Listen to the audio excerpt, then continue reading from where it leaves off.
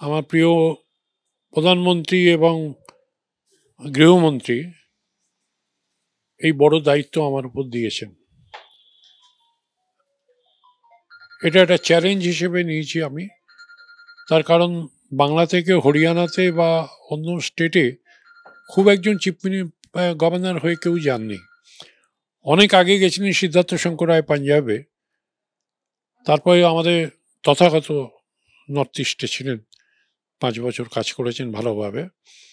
তারপর আমার উপর দায়িত্ব দেওয়া হয়েছে একটা বড় স্টেটে, যে স্টেটটা মোটামুটি অনেক ডেভেলপড, যে স্টেটটা পার ক্যাপিটা ইনকামের দিক থেকে অনেক উন্নত, যে স্টেটটা মানুষেরা অত্যন্ত হার্ডওয়ার্কিং, যে স্টেটটা স্পোর্টসে এক্সেলেন্ট পারফরমেন্স। তথাগত রায় এর আগে বিষ্ণুকান্ত শাস্ত্রীও কিন্তু উত্তরপ্রদেশের রাজ্যপাল হয়েছিলেন, রাইট। তখন অটল বিহারী বাজপেয়ী ছিলেন প্রধানমন্ত্রী।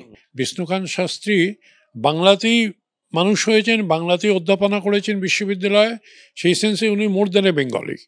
যেহেতু হরিয়ানা অনেক বাঙালির কাছে খুব একটা তার আর্থ সামাজিক অবস্থা অনেকে জানে না, কিন্তু সেখানে গিয়ে অবস্থা বুঝতে হবে আমাকে।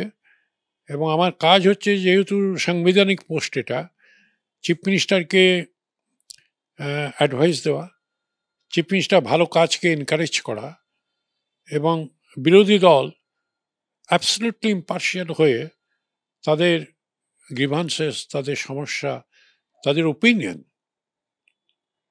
সেটাকে শোনা। মনে করি যে বিজেপির সঙ্গে আমার অফিসিয়াল কানেকশনটা মোটামুটি উঠে গেল। পার্সোনাল কানেকশন সকলের সঙ্গেই থাকবে, কিন্তু অফিসিয়াল কানেকশনটা উঠে গেল, এবং নিরপেক্ষভাবে সেই রাজ্যের গভর্নর হয়ে গিয়ে কাজ করতে চেষ্টা করব।